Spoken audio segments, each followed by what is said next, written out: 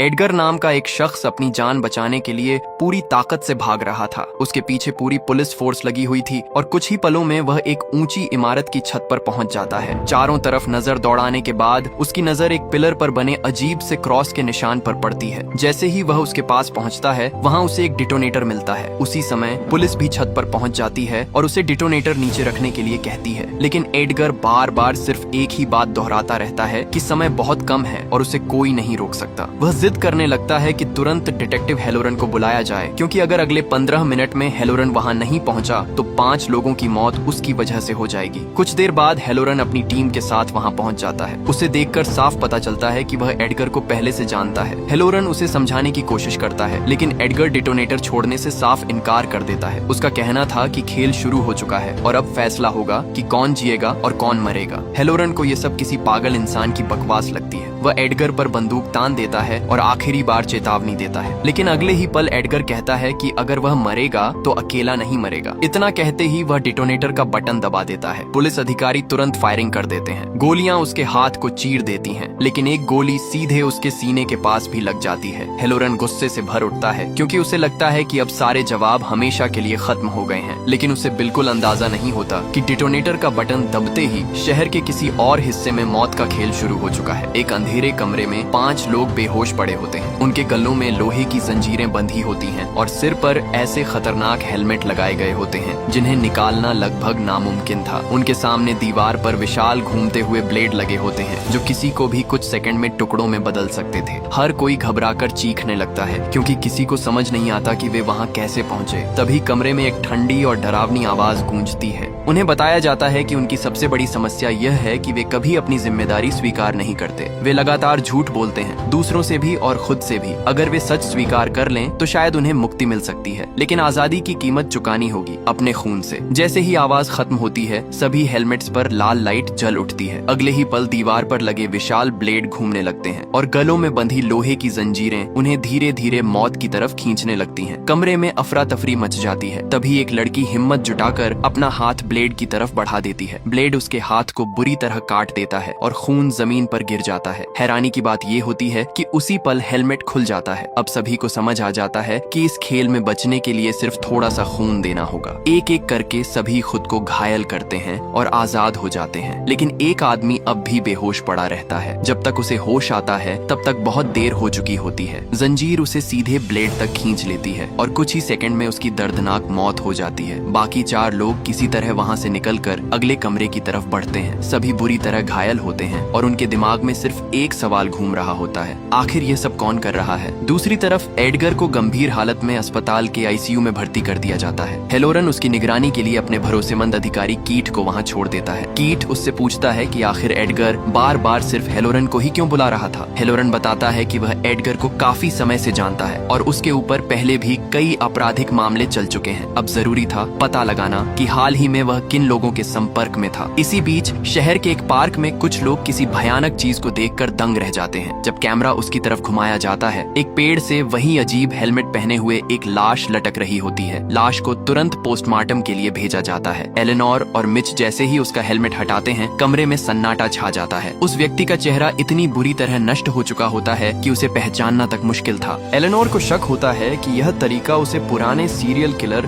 John Cramer की याद दिला रहा है, लेकिन हेलोरन तुरंत उसे रोक देता है। उसकी नजर में यह नाम लेना भी बेकार था, क्योंकि जॉन क्रेमर को मरे हुए पूरे 10 साल हो चुके थे। तभी मिच को लाश के अंदर एक छोटी सी चिप मिलती है। जब वे उसे निकाल कर देखते हैं तो उस पर लिखा होता है, अभी 4 खिलाड़ी बाकी हैं। ये पढ़ते ही सभी के चेहरे का रंग उड़ जाता है। चिप को कंप्यूटर में लगाया जाता है और उसके अंदर से एक रिकॉर्डिंग चलने लगती है। रिकॉर्डिंग में वही खौफनाक संदेश सुनाई देता है कि खेल एक बार फिर शुरू हो चुका है। लेकिन सबसे डरावनी बात यह थी कि यह किसी आम इंसान की आवाज नहीं थी। यह आवाज जॉन क्रेमर की थी, उस आदमी की जो 10 साल पहले मर चुका था। अब यह मामला सिर्फ एक हत्या नहीं रह गया था। ऐसा लग रहा था जैसे अतीत खुद कब्र से निकलकर वापस लौट आया हो। उधर मौत के खेल में फंसे 4 लोग अपने जख्मों को संभालने की कोशिश कर रहे थे। टेरी का काफी खून बह चुका था और बाकी लोग उसकी मदद कर रहे थे, लेकिन किसी को समझ नहीं आ रहा था कि आखिर उनके साथ ये सब क्यों हो रहा है। तभी अंधेरे में उन्हें एक गुड़िया दिखाई देती है। वह धीरे धीरे उनकी तरफ बढ़ती है। उसके गले में एक संदेश लटका होता है, कन्फेस, अपना गुनाह कबूल करो। अचानक गुड़िया अजीब आवाजें निकालने लगती है और उसी पल उनके गलों की जंजीरें फिर से कसने लगती हैं। सभी पूरी ताकत से खुद को बचाने की कोशिश करते हैं। तभी उनमें से जिम्मी कहता है कि अगर किसी को कोई गुनाह कबूल करना है तो जल्दी करे। मजबूरी में वे अपने अपने राज बताने लगते हैं। जेम्स स्वीकार करता है कि उसकी वजह से एक लड़के की मौत हुई थी। दूसरी महिला अपने अतीत की एक दर्दनाक सच्चाई सामने रखती है, लेकिन तभी जेम्स की नजर गुड़िया पर लगे छोटे से टेप रिकॉर्डर पर पड़ती है। जैसे ही वह उसे उठाता है, उससे जुड़ा एक पतला धागा टूट जाता है और उसी पल उनकी जंजीरें रुक जाती हैं। सभी राहत की सांस लेते हैं, लेकिन तभी उनमें से एक ऊपर देखता है और उसका खून जम जाता है, क्योंकि अब उसे समझ आ चुका था कि यह खेल अभी खत्म नहीं हुआ।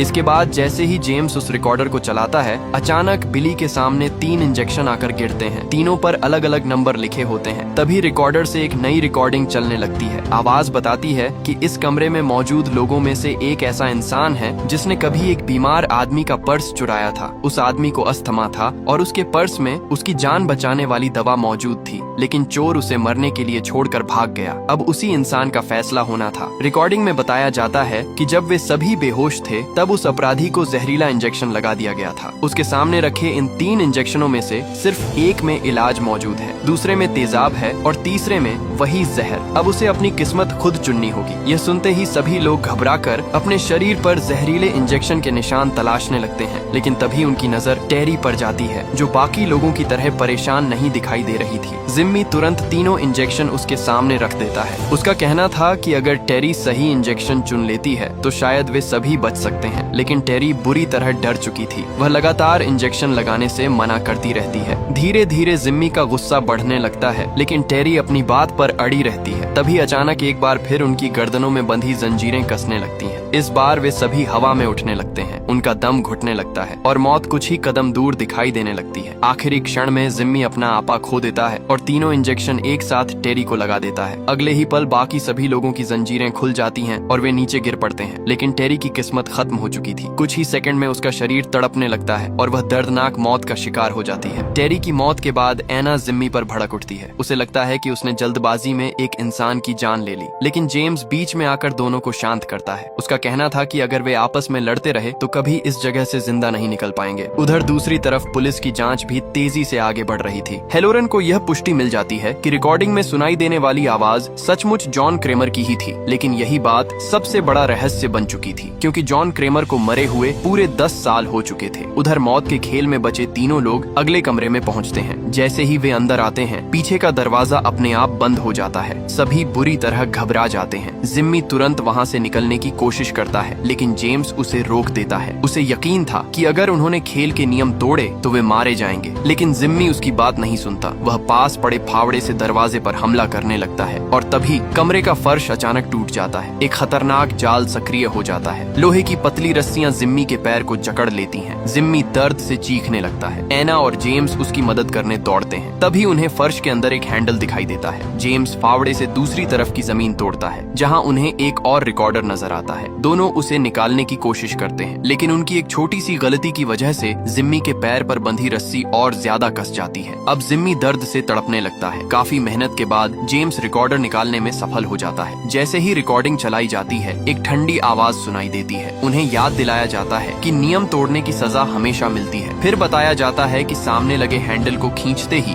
जिम्मी पूरी तरह आजाद हो जाएगा, लेकिन पूरी तरह आजाद शब्दों का असली मतलब कोई नहीं समझ पाता। तभी कमरे की लाइटें झपकने लगती हैं और सामने एक नया दरवाजा खुल जाता है। एना और जेम्स उसके अंदर जाते हैं। अंदर एक रिमोट धागे से लटका हुआ था। जेम्स उसे पकड़ नहीं पाता, इसलिए वह एना को ऊपर उठाता है, लेकिन जैसे ही एना रिमोट तक पहुंचती है, पीछे का दरवाजा अचानक बंद हो जाता है। कमरे की स्क्रीन पर फिर वही डरावनी गुड़िया दिखाई देती है। इस बार उन्हें बताया जाता है कि उन्होंने हमेशा दूसरों की परवाह करने के बजाय अपने बारे में सोचा है। अब उनकी जान सिर्फ एक आदमी बचा सकता है। जिम्मी अगर उस हैंडल को खींच दे तो एना और जेम्स आजाद हो सकते हैं। उधर जिम्मी के सामने स्क्रीन पर एना और जेम्स का लाइव वीडियो चलने लगता है और एना के कमरे में जिम्मी दिखाई देने लगता है। अगले ही पल उनके कमरे की छत से तेज रफ्तार में अनाज गिरना शुरू हो जाता है। कुछ ही सेकंड में पूरा कमरा भरने लगता है। एना और जेम्स घबरा कर चीखने लगते हैं। धीरे धीरे वे अनाज के नीचे दबते चले जाते हैं। जिम्मी यह सब अपनी आंखों के सामने देख रहा था। दोनों लगातार उससे हैंडल खींचने की गुहार लगाते रहते हैं। जिम्मी कोशिश करता है लेकिन डर और दर्द की वजह से फैसला नहीं ले पाता। देखते ही देखते एना और जेम्स पूरी तरह अनाज में दब जाते हैं। फिर अचानक अनाज गिरना बंद हो जाता है, लेकिन राहत सिर्फ कुछ सेकंड की थी, क्योंकि अगले ही पल ऊपर से चाकू, ब्लेड और नुकीले हथियार बरसने लगते हैं। एक बड़ा चाकू सीधे जेम्स के कंधे में जा धंसता है। अब साफ हो चुका था कि अगर जिम्मी ने जल्द फैसला नहीं लिया तो दोनों की मौत तय थी। आखिरकार जिम्मी अपनी पूरी हिम्मत जुटाता है, वह हैंडल खींच देता है और अगले ही पल उसके पैरों को जकड़े हुए जाल सक्रिय हो जाते हैं और उसके पैर के टुकड़े हो जाते हैं। लेकिन उसकी कुर्बानी बेकार नहीं जाती। एना और जेम्स जिंदा बाहर निकल आते हैं। दूसरी तरफ जांच के दौरान मिच और एलेनोर को एक नया सुराग मिलता है। मृत शरीर पर जानवरों के निशान पाए गए थे। इसका मतलब था कि वह लाश किसी ऐसे इलाके में रही थी जहां बड़ी संख्या में जानवर मौजूद थे, शायद किसी फार्म में। तभी एक अधिकारी आकर बताता है कि उन्हें एक और लाश मिली है। जब मिच और एलेनोर वहां पहुंचते हैं तो हेलोरन पहले से मौजूद होता है। उसे लाश के पास से एक और संदेश मिला था। उस पर लिखा था, अभी 3 खिलाड़ी बाकी हैं। ये पढ़कर सभी समझ जाते हैं कि मौत का खेल अब भी जारी है। पोस्टमार्टम के दौरान मिच बिना जांच पूरी किए ही मौत का कारण बता देता है। हेलोरन तुरंत चौकन्ना हो जाता है। उसे हैरानी होती है कि मिच को इतनी जल्दी सब कैसे पता चल गया। मिच बात को टाल देता है, लेकिन हेलोरन के मन में शक पैदा हो चुका था। वह तुरंत कीट को मिच पर नजर रखने का आदेश देता है। इसके बाद हेलोरन एलेनोर से भी पूछताछ शुरू करता है। उसे उस पर भी शक होने लगा था। जब वह पूछता है कि पहली लाश मिलने वाली रात वह कहाँ थी, तो एलेनोर जवाब देती है कि वह अपने घर पर थी।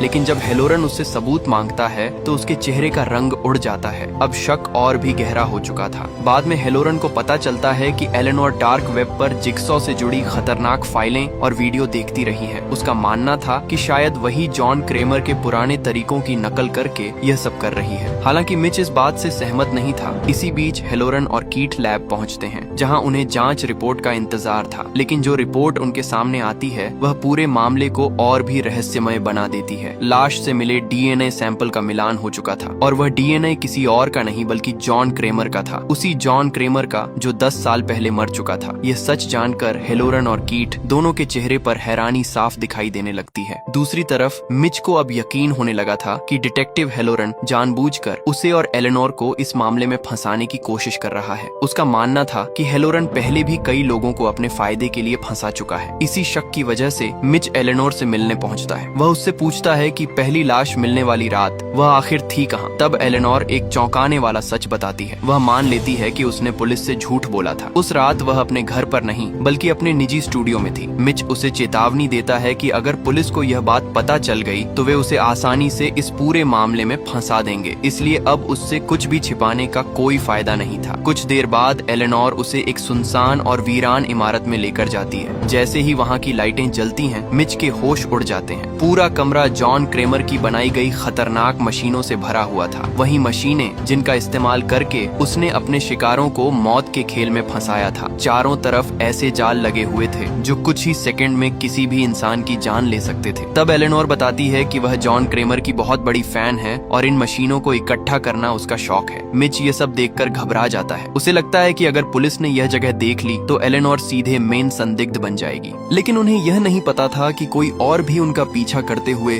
वहाँ तक पहुँच चुका है। वह था कीट। वह छिपकर दोनों की तस्वीरें खींच लेता है और तुरंत वहाँ से निकल जाता है। उधर मौत के खेल में जिम्मी बेहोश पड़ा हुआ था। एना उसकी सांसें जांचती है और राहत की बात यह थी कि वह अभी भी जिंदा था। तभी जेम्स को एक और रिकॉर्डर दिखाई देता है। इस बार उस पर सिर्फ उसका नाम लिखा हुआ था। जैसे ही वह रिकॉर्डिंग चलाता है, अचानक उसके जाल सक्रिय हो जाता है और वह हवा में लटक जाता है। फिर वही खौफनाक आवाज सुनाई देती है। उसे याद दिलाया जाता है कि उसने सिर्फ एक खराब मोटरसाइकिल नहीं बेची थी, उसने जानबूझकर उसके ब्रेक की खराबी छिपाई थी। उसी धोखे की वजह से एक युवक की जान चली गई थी। अब जेम्स को अपने अपराध की कीमत चुकानी थी। उसके नीचे एक विशाल मशीन लगी हुई थी जिसके अंदर धारदार ब्लेड लगे हुए थे। नियम बेहद आसान था। अगर वह समय रहते मशीन के अंदर लगे ब्रेक को दबा देता तो उसकी जान बच सकती थी, लेकिन अगर वह असफल रहा तो मशीन उसे टुकड़ों में बदल देती। अगले ही पल मशीन चालू हो जाती है और जेम्स धीरे धीरे उसकी तरफ खींचने लगता है। एना पूरी कोशिश करती है उसे बचाने की। वह किसी तरह ऊपर चढ़कर मशीन के अंदर एक लोहे की रॉड फंसा देती है। कुछ सेकंड के लिए मशीन रुक जाती है। जेम्स राहत की सांस लेता है, लेकिन यह राहत ज्यादा देर नहीं टिकती। अचानक रॉड अपनी जगह से निकल जाती है और अगले ही पल मशीन पूरी ताकत से चल पड़ती है। जेम्स की दर्दनाक चीख पूरे कमरे में गूंज उठती जाती है। कुछ ही सेकंड में उसका शरीर मशीन के अंदर खींच जाता है और उसके टुकड़े टुकड़े हो जाते हैं। अब इस खेल में सिर्फ 2 लोग बचे थे। दूसरी तरफ एक और हैरान कर देने वाली घटना घट चुकी थी। अस्पताल से एडगर का अपहरण हो गया था। यह खबर सुनते ही हेलोरन आग बबूला हो जाता है। तभी उसे कीट का फोन आता है। कीट एक बेहद चौंकाने वाली जगह पर मौजूद था। वह जॉन क्रेमर की कब्र खुदवा रहा था। कुछ ही देर में उसका ताबूत बाहर निकाला जाता है। सभी लोग सांस रोके उसे खुलते हुए देखते हैं, लेकिन जैसे ही ताबूत खुलता है सबके चेहरे का रंग उड़ जाता है, क्योंकि उसके अंदर जॉन क्रेमर की लाश नहीं थी, वहाँ एडगर की लाश रखी हुई थी। अब मामला पहले से कहीं ज्यादा रहस्यमय बन चुका था। इसके तुरंत बाद हेलोरन और कीट पूरी टीम के साथ एलेनोर के स्टूडियो पहुंचते हैं। पूरी जगह की तलाशी शुरू कर दी जाती है। तभी हेलोरन की नजर दीवार पर बने खून के निशानों पर पड़ती है। वह पास जाकर जांच करता है और उसे एक छिपा हुआ दरवाजा दिखाई देता है। जैसे ही वह उसे खोलता है उसके सामने एक भयानक दृश्य आ जाता है। जेम्स की कटी फटी लाश वहाँ लटक रही होती है। उसके शरीर पर एक नोट चिपका हुआ था जिस पर लिखा था, अभी 2 खिलाड़ी बाकी हैं। अब यह साफ था कि खेल अपने अंतिम चरण में पहुंच चुका था। इसी बीच कीट को आदेश दिया जाता है कि वह मिच को गिरफ्तार करे, लेकिन मिच साफ इनकार कर देता है कि उसका इस मामले से कोई लेना देना नहीं है। मिच का कहना था कि कोई उन्हें जानबूझकर फंसा रहा है। फिर वह एक ऐसा आरोप लगाता है जिसे सुनकर कीट भी हैरान रह जाता है। मिच का कहना था कि असली संदिग्ध हेलोरन है। वह बताता है कि जब एडगर ने डिटोनेटर दबाया था तब सभी अधिकारियों ने उसके हाथ पर गोलियां चलाई थी, लेकिन उसके सीने के पास लगी गोली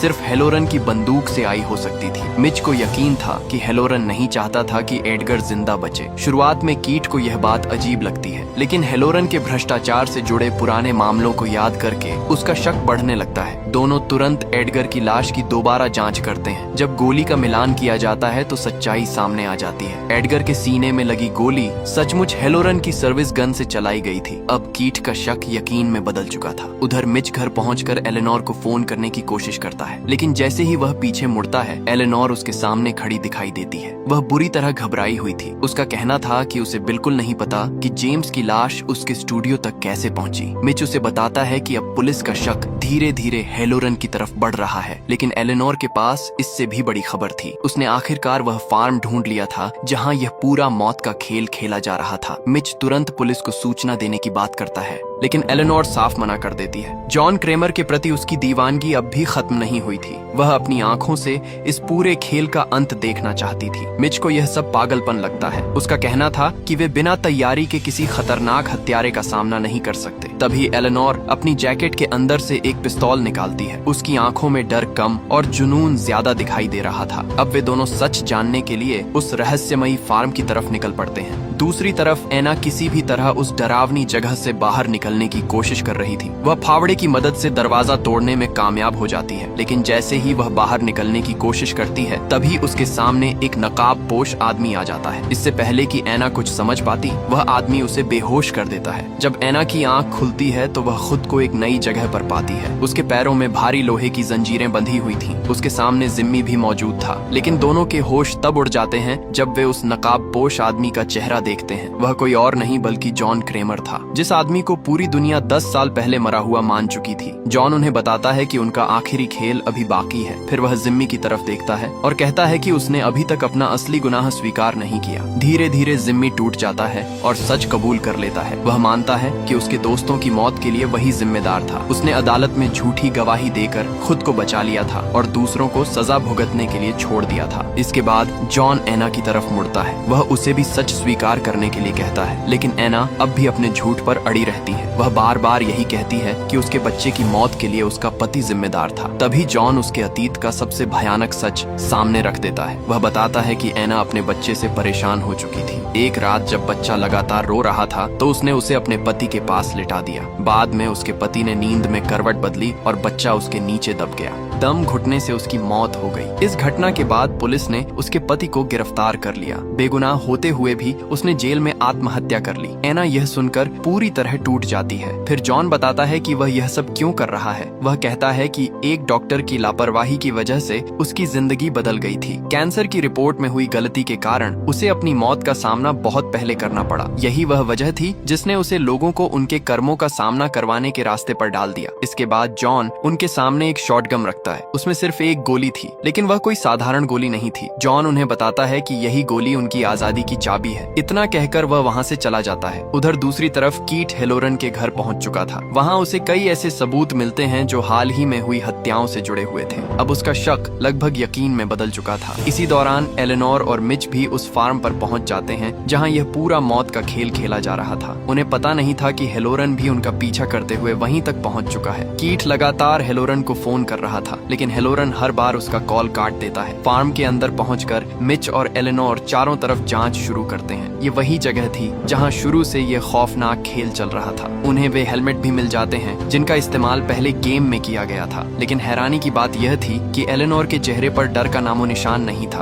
उसे देखकर मिच के मन में भी शक पैदा होने लगता है। वह कुल्हाड़ी उठाकर उसकी तरफ कर देता है। उसे लगने लगता है कि शायद एलेनोर ही जॉन क्रेमर की नकल करके यह सब कर रही है, लेकिन एलेनोर साफ इनकार कर देती है। वह कहती है कि वह सिर्फ जॉन की फैन है, हत्यारी नहीं। तभी अचानक से हेलोरन वहां पहुंच चुका था। उसके हाथ में बंदूक थी और निशाना सीधे मिच पर लगा हुआ था। एलेनोर तुरंत आरोप लगाती है कि असली मास्टरमाइंड हेलोरन है, लेकिन हेलोरन लगातार दोनों को हथियार नीचे रखने के लिए कहता रहता है। आखिरकार दोनों अपने हथियार नीचे रख देते हैं, लेकिन मिच अचानक मौका देखकर हेलोरन पर हमला कर देता है। इसी अफरा तफरी का फायदा उठाकर एलेनोर वहां से भाग निकलती है। हेलोरन मिच को बेहोश कर देता है और एलेनोर के पीछे दौड़ पड़ता है। एलेनोर पूरी ताकत से भाग रही थी, लेकिन कुछ ही देर बाद हेलोरन को कोई पीछे से इंजेक्शन लगा देता है। कुछ सेकंड में हेलोरन भी बेहोश होकर जमीन पर गिर जाता है। उधर एना अब फैसला कर चुकी थी। उसे लगता था कि इस खेल से निकलने का एकमात्र रास्ता जिम्मी को मारना है। जिम्मी उसे बार बार रोकने की कोशिश करता है, लेकिन एना अब किसी की सुनने की हालत में नहीं थी। वह बंदूक उठाकर सीधे जिम्मी पर तान देती है। अगले ही पल ट्रिगर दब जाता है, लेकिन जो होता है वह किसी ने नहीं सोचा था। गोली जिम्मी को नहीं लगती, बल्कि एना खुद मारी जाती है। दरअसल उस गोली के अंदर पहले से एक चाबी छिपी हुई थी। अगर दोनों खेल के असली नियम समझ जाते तो शायद दोनों की जान बच सकती थी। अब एना मर चुकी थी और जिम्मी हमेशा के लिए उस जगह फंस गया था। दूसरी तरफ मिच की आंख खुलती है। वह खुद को एक और घातक जाल में फंसा हुआ पाता है। उसके सामने हेलोरन भी मौजूद था। दोनों के गलों में एक खतरनाक मशीन लगी हुई थी। उस मशीन में लगे लेजर कुछ ही सेकंड में मांस और हड्डियों को काट सकते थे। अब दोनों को समझ आ चुका था कि उनमें से कोई भी असली कातिल नहीं था। तभी स्पीकर से एक आवाज गूंजती है। उन्हें बताया जाता है कि वे इस खेल के आखिरी 2 खिलाड़ी हैं। जिंदा रहने का सिर्फ एक ही तरीका है, अपने गुनाह कबूल करना।